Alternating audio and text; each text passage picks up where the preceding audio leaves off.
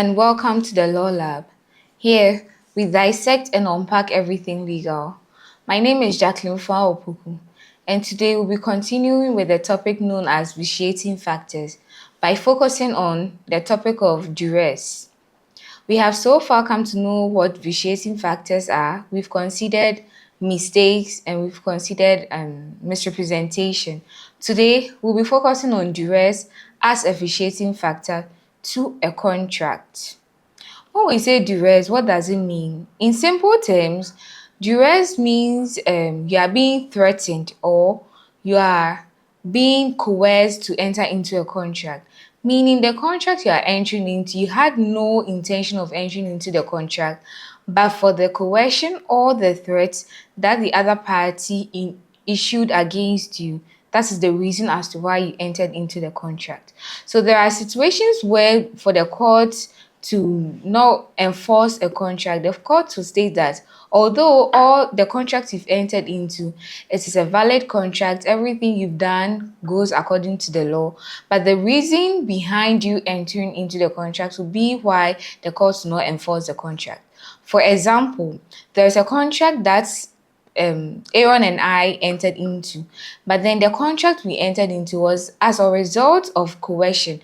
That means either Aaron coerced me or threatened me to enter into the contract, and the threat could come in the form of criminal prosecution against a relative of mine or someone I am close to, or it could be a dishonor. That means you're going to either publish something that will disgrace either me, my husband, or wife or children. In that situation, the court would not enforce the contract, and for a party to rely on duress as a defense to not perform their part of the contract, that party has to establish that the duress or the threat or the coercion was the reason as to why they entered into the contract. Meaning, but for the coercion or the threat, they would not have entered into the contract. I'll state it again. For a party to rely on duress as to not performing their part of the contract, that party has to establish or satisfy the court that the reason he or she entered into the contract was the duress or the coercion or the threat that made him or her enter into the contract. Therefore, if you are not induced by the coercion or the threat, then the court will go ahead to enforce the contract, although there was an element of duress. I'll give you a classical example. So in a matter where A has told B to enter into a contract with A, or else they would publish a defamatory information about B, and B decides that, oh, I'm entering into the contract not because of the threats you have made that you are going to publish a defamatory information about me, but I'm entering into the contract because I want to enter or I'm going to benefit from the contract. That one, the court will disregard the element of duress that was in the contract because you were not induced by the duress to enter into the contract. The effect of duress in a contract is that it makes the contract voidable at the instance of the party that was coerced to enter into the contract. I have been talking about voidable, what it means. So in simple terms, the party that was coerced or threatened to enter into the contract can decide to rescind the contract because there was an element of duress, which is a vitiating factor. In the case of Kaufman versus Gerson, in this case, the plaintiff and the defendant had entered into a contract. It was a foreign contract, but then the plaintiff entered into the contract because the defendant had threatened to criminally prosecute the plaintiff's husband. Therefore, the plaintiff decided that she will not perform the contract anymore, but brought it to court to set aside the contract between her and the defendant. The court stated that yes, there was an element of duress, and also the element of duress, which was the criminal prosecution against the plaintiff's husband. The contract could not be enforced by the court because the element of duress vitiated the contract, and that the plaintiff was entitled to set aside the contract. There is another case of Batten versus Armstrong. Please, all these cases will be displayed on the screen with the correct citation for you to look for it in your studies. So in the case of Barton versus Armstrong, that one too, it was a contract between a shareholder and a managing director. And in company law, there's something called buyout shares or buying out shares. So the shareholder who had shares in the company decided to no longer hold shares and told the managing director to buy out the shares of the shareholder. But the managing director decided not to buy out the shares. Due to that, the defendant decided that if the managing director does not buy out his shares, he's going to kill the managing director. So there was a threat of killing and due to this the managing director promised to buy out the shares, but later on the managing director decided, I'm still not going to buy out your shares even though I had made the promise. And then the the plaintiff took it to court to set aside the contract. In this case, the court stated that had the managing director not been threatened to enter into the contract because had not he not been threatened to enter into the contract, or but for the fact that the shareholder threatened to kill him, the managing director would not have entered into the contract. Therefore, the court could not extend their helping hand to enforce the contract as the element of duress vitiated the contract. We have looked at what duress is, examples of duress, and we have backed this up with cases.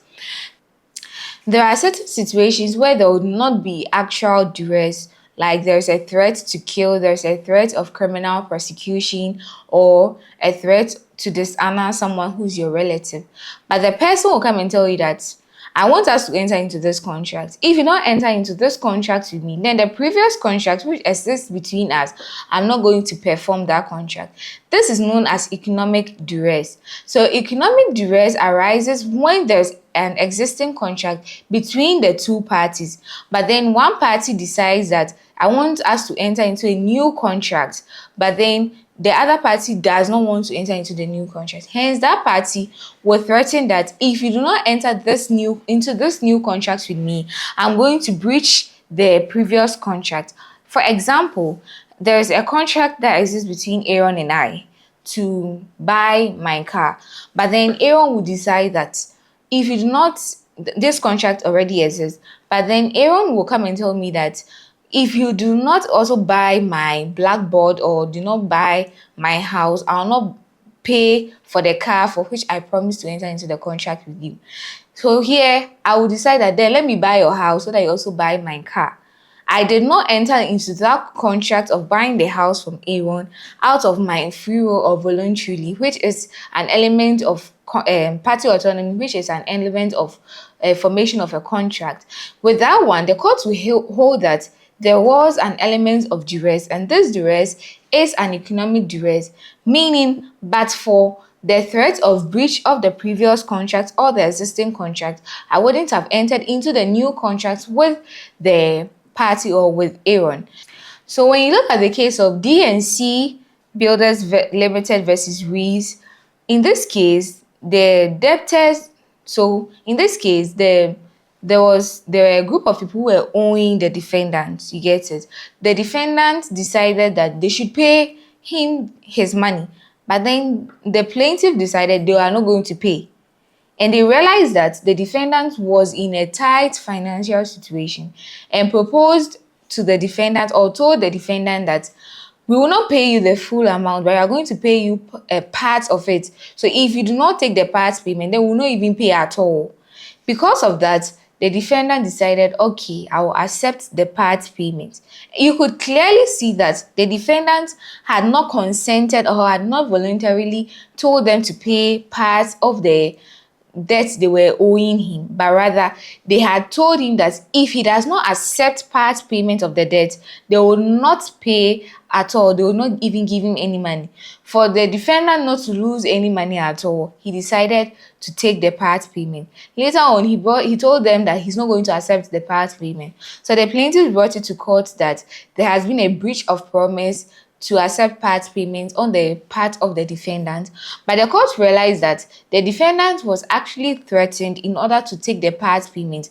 Hence, the defendant is not bound is not bound by the contract, neither is the court going to enforce the contract, as there is an element of economic duress. You must note the difference between actual duress and economic duress, because in an examination setting, the question is going to be in such a way that you will know definitely well that this question is pointing you towards economic duress or is pointing you towards actual duress. So in actual duress, it's either they are going to tell you that the other party has threatened to kill the other party, or has threatened a criminal prosecution, or has threatened to dishonor or disgrace the other party if the other party does not enter into the contract. But in a economics duress question, the question is going to put in such a way that they are going to tell you there is a contract that exists between the parties, but then the other party has decided not to perform that part of the contract if the other party decides not to enter into the new contract. So with economic duress, there exists a contract between the parties, but then the other party will come and tell the other party, or will propose that I want us to enter into a new contract, and if you do not enter into this new contract, I will also not perform my part in the existing contract. That is the difference between actual duress and economic duress. There another case that you have to pay much attention to, or you have to read, is a case of North Ocean Shipping Company versus Hyundai Construction. This case is usually set as examination question. So I would entreat you to read this case and analyze what the court held in the case. So the principle in this case that the court will not enforce a contract that was born out of economic duress, meaning where a party threatens a breach of an existing contract because the other party decides not to enter into the new contract with him, the court would not enforce that kind of a contract. So I would entreat you to read this case. The case is North Ocean Shipping Company versus Hyundai Construction. So far, we have discussed what duress is. We have looked at what actual duress is, the effects of duress on the contract which has been entered, and I've already stated that it is voidable at the instance of the other party. We've also looked at the cases of Kaufman versus Gerson, also the case of Barton versus Armstrong, which backs actual duress, and we've also come to learn what economic duress is. Cases that when it comes to economic duress, you're going to use it to buttress your point. Thank you for joining our discussion on duress, and I would entreat you to like, share, comment, and subscribe, and then tell your friends to join us in our journey of vitiating factors. Thank you and have a nice day.